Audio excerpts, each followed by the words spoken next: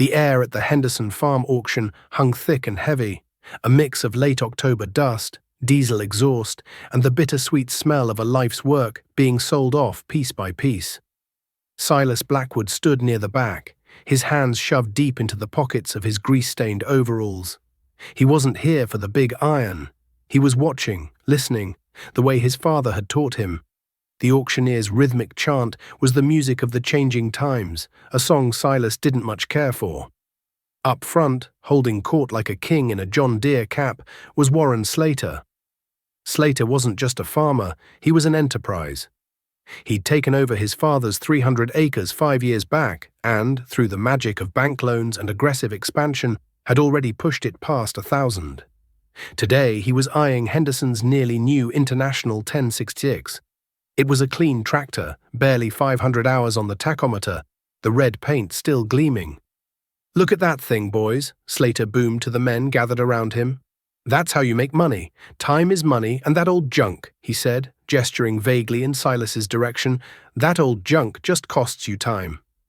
A few men chuckled. Silas didn't flinch. His eyes were on a flatbed wagon piled high with what the auction bill called miscellaneous scrap.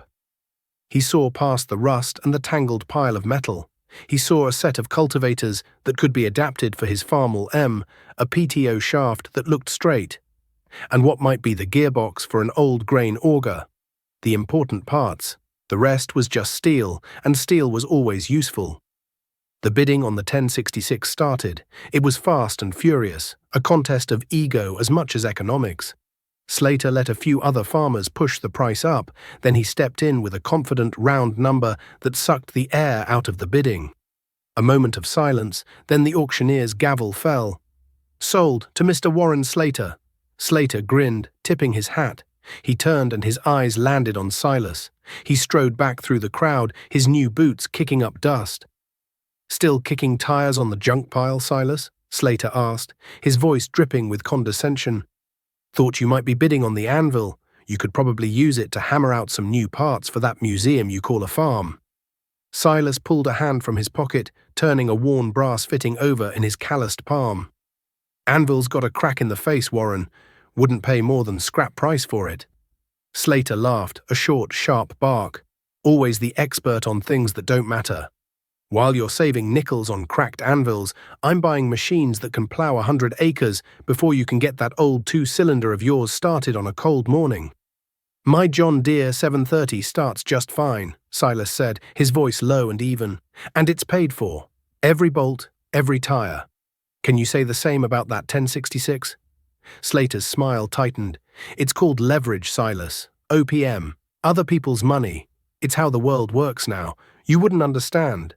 You're still living in your daddy's world."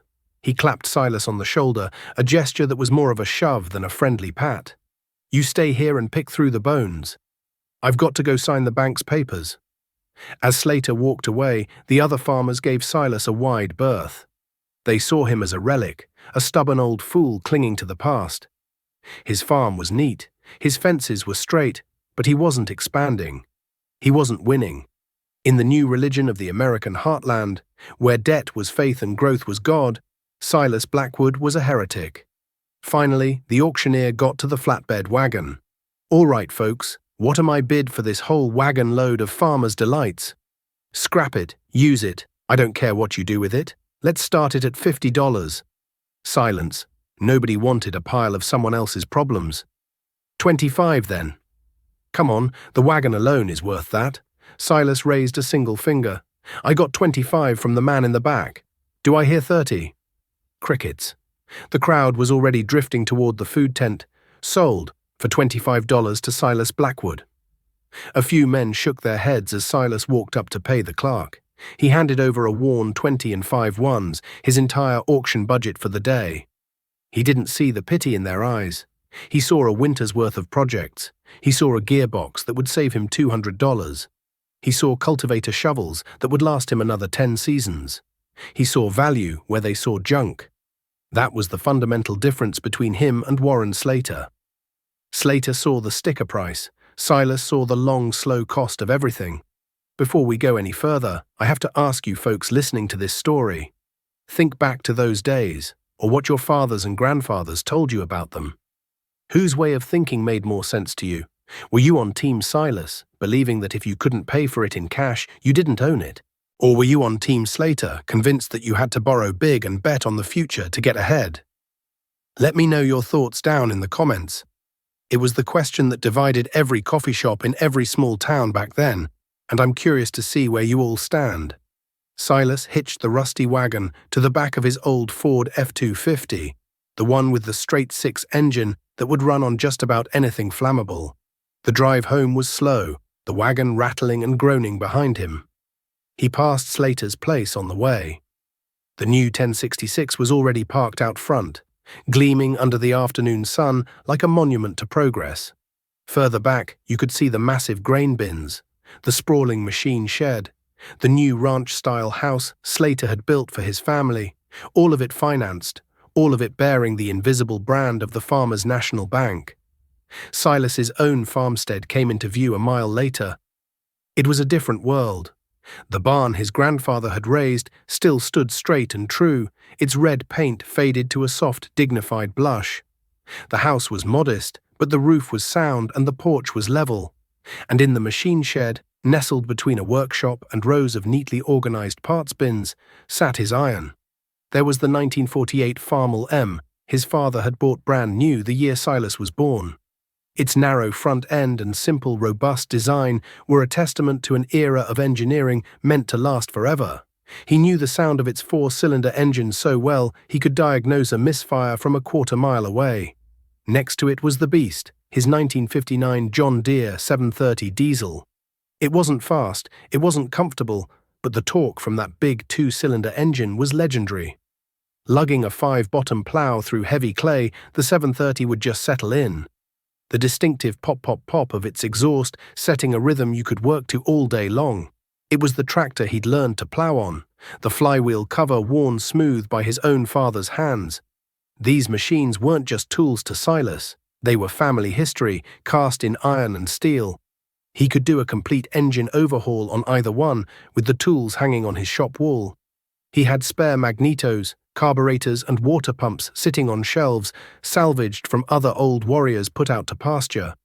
He didn't need a dealer. He didn't need a service truck with a kid half his age telling him a computer said his injectors were bad. His hands were his diagnostic tools, and his knowledge was his warranty. He spent the rest of the day unloading the auction wagon. He sorted the steel by size and shape, stacking it in neat piles. The cultivator parts went into a barrel of waste oil to loosen the rust.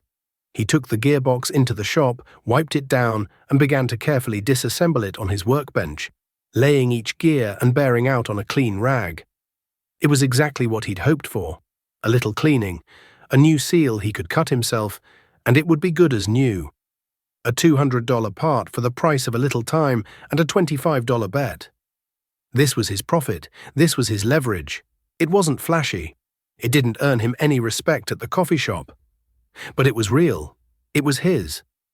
And as the sun went down, casting long shadows from the old oak tree in the yard, Silas Blackwood felt like the richest man in the county. The first sign of trouble came in the spring of '71. Silas was in the North 80, pulling his 6-row John Deere planter with the 730. The soil was perfect, just the right amount of moisture, crumbling behind the press wheels like cake. The pony motor had fired the big diesel up on the first try that morning, and the steady pop, pop, pop was a comforting rhythm. He was making good time, watching the seed drop, feeling that deep satisfaction that only comes from putting a crop in the ground. Then he felt it. A slight shudder through the floor plate, a change in the pitch of the transmission's whine. It was subtle, something a less experienced operator might have missed. But Silas had spent thousands of hours in this seat. He knew the tractor's language. He immediately pushed in the hand clutch, throttled down, and listened. He tried to ease the clutch back in. There was a groan, a sickening lurch, and then a loud metallic snap that echoed across the field. The tractor rolled to a stop, the engine still popping away smoothly, but the connection between the engine and the wheels was gone. Silas shut everything down. The sudden silence was deafening. He climbed off, his heart sinking. He knew, with the certainty of a man who knows his machinery intimately, that something deep inside the transmission case had let go. This wasn't a field repair. This was major surgery. He walked the 3/4 of a mile back to the house, his boots feeling like lead. Planting season was a race against the weather. A day lost was critical. A week could be a disaster. For the next 2 days, Silas worked to get the tractor back to the shop. He used the Farmall M and a heavy chain to drag the 730 out of the field and into the machine shed. Then the real work began. He drained the heavy transmission oil, a dark, thick fluid that smelled of hot metal. He unbolted the platform, the seat, the hydraulic lines, carefully tagging each one. He used a chain hoist rigged to a heavy barn beam to split the tractor in two, separating the engine and clutch housing from the massive transmission case. The scene in his shop looked like a tractor factory in reverse. The concrete floor was covered in cast iron components. And there, in the heart of the transmission, he found the culprit. A main shaft bearing had failed, and in its final moments it had chewed up the gear it was supposed to support, sending shards of hardened steel throughout the entire case. He spent an entire day just cleaning, flushing every gear, every passage, with kerosene, making sure not a single metal filing remained. The broken gear was another story. He called the John Deere dealer in town. The parts man, a young fellow named Tim, was polite but unhelpful. "A 730, you said? Wow, let me look in the old books." Silas could hear him flipping through dusty pages. "Yeah, looks like that part, the AR21741, has been discontinued for about 5 years now. We don't have one. Nobody does." "Is there an aftermarket for it?" Silas asked, trying to keep the desperation out of his voice. "Not for something that old, Mr. Blackwood. Your best bet is a salvage yard." Silas spent the next day on the phone, calling every tractor salvage yard in a 3-state radius. It was the same story everywhere. "A 730? Yeah, we got a few, but they're picked clean. Transmission parts are the first to go, buddy." As the week wore on, the pressure mounted. His neighbors were nearly done planting. Warren Slater, from his high perch in his new International 1466 with its air-conditioned cab and radio, would slow down as he passed Silas's place. He'd give a little wave, a smirk on his face. He didn't need to say a word. The message was clear. See what happens when you rely on junk. At the co-op, the talk was merciless. "Heard Silas split that old Deere of his," one farmer said, leaning against a sack of seed corn. "Gonna lose his crop if he don't get it in the ground soon." "He should just junk it and go buy a new one," another added. "Old man Davison at the bank would give him a loan. He's just too stubborn." Penny wise and pound foolish, that's Silas. His wife, Mary, heard the whispers in town. She tried to hide her worry, but Silas saw it in her eyes when she brought him coffee late at night in the shop. He was working under the harsh glare of a single bare bulb, his hands black with grease, his face etched with fatigue. "Any luck finding the part, dear?" she'd ask softly. "Not yet," he'd grunt, not looking up from the greasy components laid out on his bench. "But I'll figure something out." By the 5th day, he knew a replacement part wasn't an option. There was only one path left. He had to make one. He found the broken gear, its teeth sheared off and mangled. He took careful measurements of what was left, using his micrometers and calipers, sketching the design on a piece of cardboard. He had a small forge in the corner of his shop and an old belt-driven metal lathe that had come out of a machine shop that went bust in the 50s. He took a piece of high-carbon steel from his scrap pile, a thick axle shaft from some long-forgotten machine. He fired up the forge, the coal glowing cherry red, then orange, then almost white. He heated the steel, hammering it, shaping it, working for hours in the sweat-soaked heat. The ring of the hammer on steel echoing in the small shop. He slowly forged a rough, round blank, slightly larger than the gear he needed. Then came the slow, painstaking work on the lathe. He spent the better part of 2 days turning the blank down to the precise diameter. He cut the grooves for the splines that would hold it to the shaft. Then, the hardest part, cutting the teeth. He didn't have a proper milling machine, so he had to improvise, building a jig for the lathe, cutting each individual tooth one by one, checking the angle and depth constantly. It was grueling, precise work. One mistake, one slip of the hand, and the whole piece would be ruined. Finally, he had a new gear. It wasn't as pretty as the factory original, but it was dimensionally perfect. The last step was to harden it.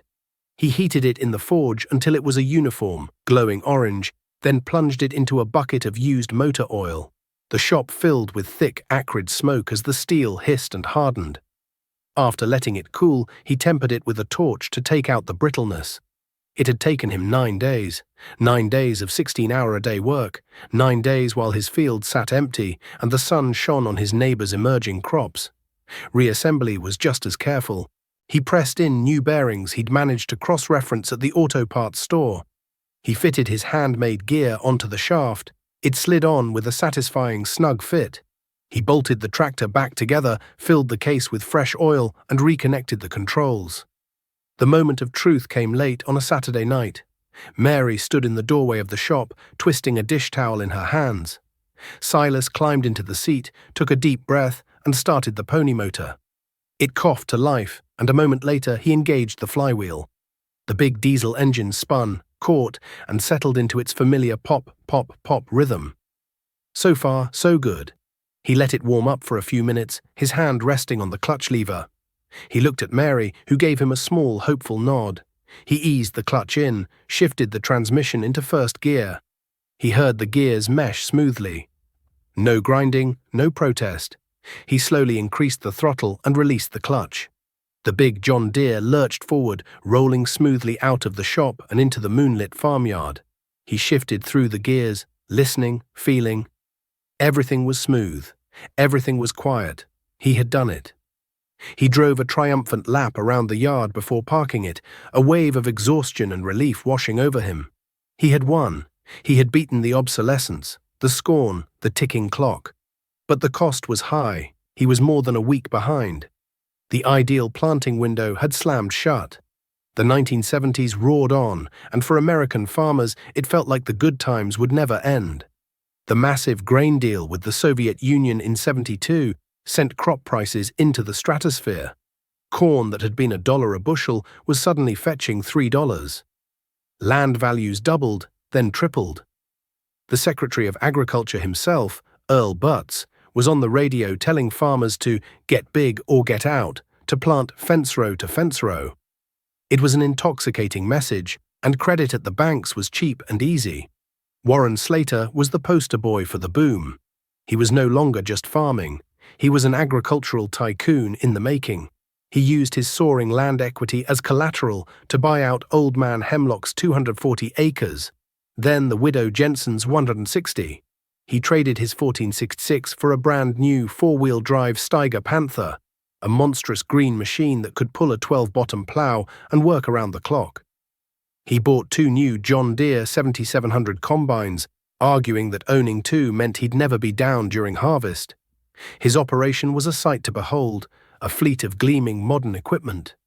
A new grain leg and dryer system that could handle thousands of bushels an hour. He hired 2 full-time hands to help run it all.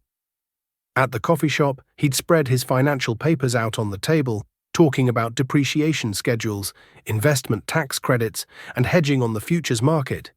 The other farmers listened in awe. He was a visionary, a genius. He was what everyone aspired to be. Silas, meanwhile, was on a different path.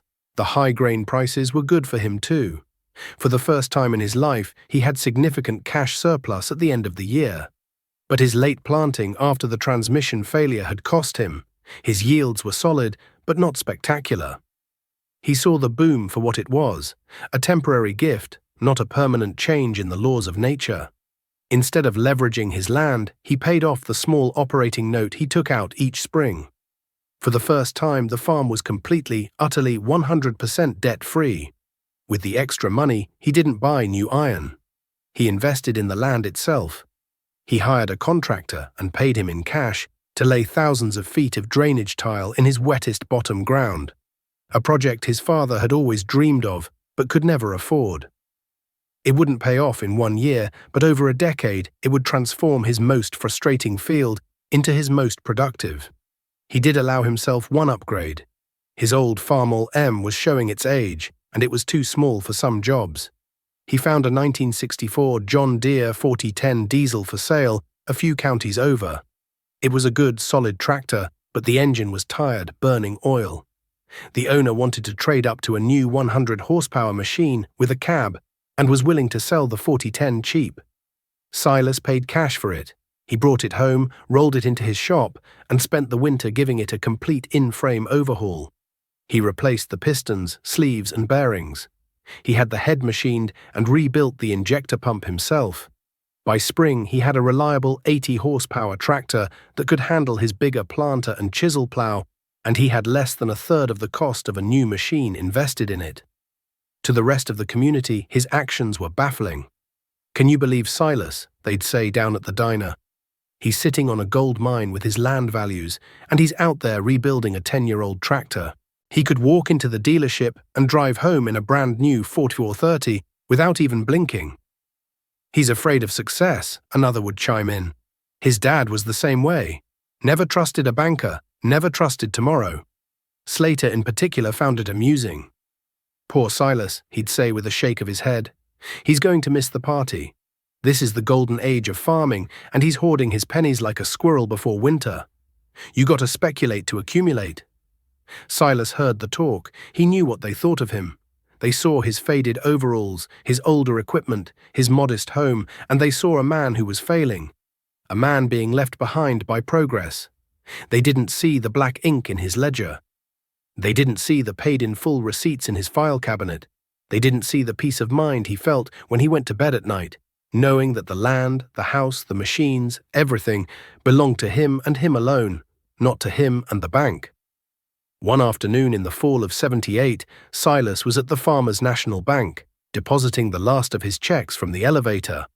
The harvest had been good, prices were still strong, and his newly tiled field had produced a bumper crop. He was standing in line, waiting for a teller, when Warren Slater walked in with the bank president, Mr. Davison. They were laughing, heading for Davison's office. "Another quarter section came up for sale, Frank," Slater was saying, loud enough for everyone to hear. "The Miller place. I know my debt-to-asset ratio is getting up there, but with land going up 20% a year, it's a can't-lose proposition." Davison clapped him on the back. "Don't you worry, Warren. For a man with your vision, the bank will always find a way. We'll just have to structure this one a little differently. The Fed is getting jumpy about inflation, so the interest rates are starting to float a bit. We'll have to put you on a variable rate this time." "Variable, fixed, whatever," Slater scoffed. "As long as the checks keep clearing, what's the difference?" They disappeared into the office. Silas finally got to the teller window. He pushed his deposit slip and a thick stack of checks under the glass. The young woman counted it, stamped his slip, and pushed it back. As he turned to leave, he glanced toward Davison's closed office door. He could hear the faint murmur of their voices, the confident boom of Slater's laugh. A cold knot tightened in his stomach. Variable rates. The Fed getting jumpy. He'd heard those words before, in the stories his grandfather used to tell about the years before the Great Depression. He walked out of the bank and into the bright autumn sunshine, but for Silas a long dark shadow had just fallen over the heartland. He didn't know when, and he didn't know how, but he knew a storm was coming, and he knew that when it hit, a man's wealth wouldn't be measured by how much he owned, but by how little he owed. The shift began subtly, not with a bang, but with a dry, rustling whisper in the cornfields during the summer of 1980. The sky, once a generous blue, turned a hard, metallic grey, promising rain, but delivering only wind. The heat was relentless. By July, the corn leaves were curling in on themselves by midday, a plant's desperate attempt to conserve moisture. Cracks began to spiderweb across the fields, wide enough to swallow a wrench. Silas watched the sky, his face as weathered as the barnwood. He conserved fuel, cultivating only when absolutely necessary, the shovels on his old farmall scraping through soil that was turning to powder. His tiled bottom ground, the project everyone had scoffed at, was his saving grace. It held the deep moisture from the spring rains longer, its corn still a deep green, while the higher ground began to yellow. Across the road, Warren Slater's operation ran at full tilt, as if trying to defy the drought through sheer force of will. His center pivot irrigation system, another massive loan-funded project, drew water from the deep aquifer, hissing day and night, casting shimmering rainbows over his struggling crops. But the hot, dry winds drank the water almost as fast as it fell. And the diesel engines powering the pumps drank fuel at a terrifying rate. The first real crack in Slater's empire appeared that fall. The harvest was a disappointment across the county. Yields were down by a third. Silas's crop was better than most, thanks to his tiled ground, but it was still a lean year. For Slater, it was catastrophic. His massive yields were predicated on perfect weather and high inputs. The drought had stolen his profit margin, yet the bills for the seed, the fertilizer, the chemicals, and the diesel for the irrigation pumps still came due. Then came the second blow. A grain embargo against the Soviet Union was announced. The primary export market for American corn vanished overnight. The price at the local elevator, which had been holding over $3 a bushel, collapsed to under $2. The coffee shop talk turned from bullish optimism to hushed, worried whispers. For the first time, Warren Slater wasn't holding court. He'd just slip in, grab a coffee to go, his face grim. The swagger was gone. The breaking point for his machinery came during fall tillage. Slater was trying to make up for lost time, running his huge Steiger Panther deep into the night, its bank of halogen lights cutting a swath through the darkness. He was pulling a massive 24-foot chisel plow, trying to rip the hard-pan soil before the winter freeze. One night, a hydraulic line blew. Not a simple hose he could replace himself, but a complex, custom-formed steel tube buried deep within the articulated steering joint. It sprayed thousands of dollars of hydraulic fluid onto the dry ground before he could get the roaring engine shut down. The dealer's service truck came out the next day. The young mechanic in a clean uniform took one look, plugged a diagnostic computer into a port, a device that looked alien to most farmers, and shook his head. "It's the main manifold block, Mr. Slater. It's got a hairline crack. We don't stock these. It'll have to come from the factory in Fargo." "How long?" Slater demanded, his voice tight with frustration. "With the strike going on. Could be 2 weeks, maybe 3. The mechanic paused, looking at his clipboard. "And the part alone is $4,000, plus 2 days of labor to install it. You're probably looking at close to $6,000. For 2.5 weeks, the giant green tractor sat silent and useless at the edge of the field, a monument to paralyzed power. An early snow fell, blanketing the unplowed fields in white. Across the road, Silas had already finished. His smaller John Deere 4010, pulling a 7-shank chisel plow, had just chugged along, day after day. He'd had to replace a fuel injector one afternoon. It took him 45 minutes in his own shop, using a part he'd had on his shelf for 5 years. The total cost was the price of a single copper washer. As he made his final pass, he saw Slater standing by the road, watching him, his shoulders slumped in the cold. Silas gave a simple nod. Slater just turned and walked back toward his house, his head down. That winter, the final pillar of the post-war farm economy crumbled. To combat runaway inflation, the Federal Reserve, under Chairman Paul Volcker, jacked up interest rates. The prime rate, the number that banks based their own loans on, soared past 15, then 18, then an unthinkable 21%. For farmers like Silas, who owed nothing, it was an abstract news story, a worrying sign for the country. For Warren Slater, it was a death sentence. The letter from the Farmers National Bank arrived on a cold January morning. His variable rate loans, tied to the prime, had readjusted. The monthly payments on his land and equipment had tripled. It was a sum so large it didn't seem real. He went to see Mr. Davison, the banker who had once called him a visionary. The office that had once felt like a partner's den now felt like an interrogation room. Davison's face was pale, his jovial demeanor gone. "My hands are tied, Warren," he said, avoiding eye contact. "The federal regulators are all over us. We're over-leveraged in the agricultural sector. They're demanding we clean up our books." "Clean up your books?" "Frank, you encouraged me. You told me I was a can't-lose proposition." Slater's voice was raw with disbelief. "That was when corn was $3 and land was going up 20% a year," Davison said, his voice flat. "Now corn is $2 and land values have dropped by a third. On paper, your debt now exceeds your assets. You're upside down, Warren. The bank can't carry you." The conversation was over. The man who had once been his biggest cheerleader was now his executioner. The farm crisis hit the heartland like a silent, slow-motion hurricane. For sale signs sprouted like weeds along the county roads. There were stories of neighbors, friends, men you'd known your whole life, getting a certified letter in the mail and finding the sheriff at their door the next morning to serve foreclosure papers. The psychological toll was immense. The shame was a poison. These were proud men, men whose identities were inseparable from the land they worked. Losing the farm wasn't just a financial failure, it was a failure of character, a generational disgrace. Slater fought it for a year. He sold off one of the new combines at a staggering loss. He let his 2 hired hands go.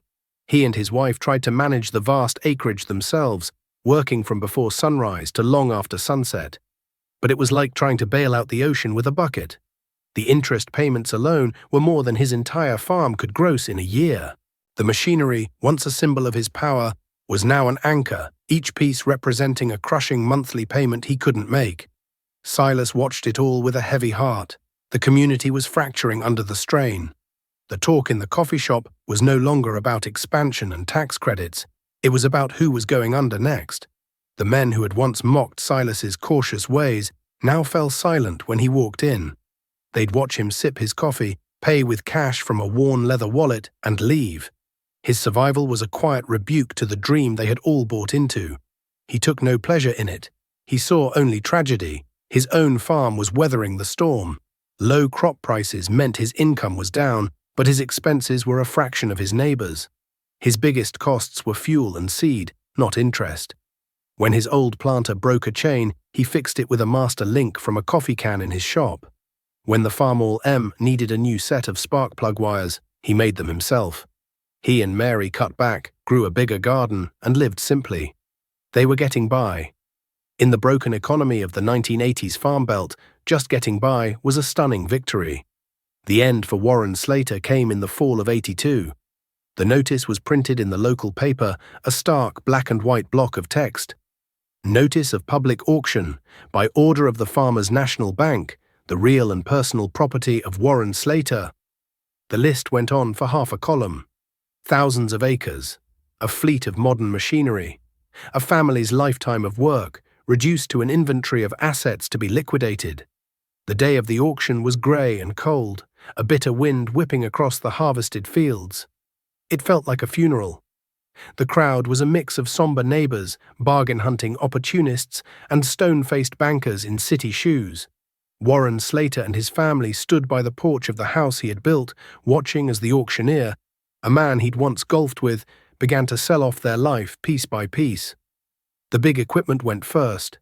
The Steiger Panther, with barely 1,000 hours on it, sold for less than half of what Slater still owed.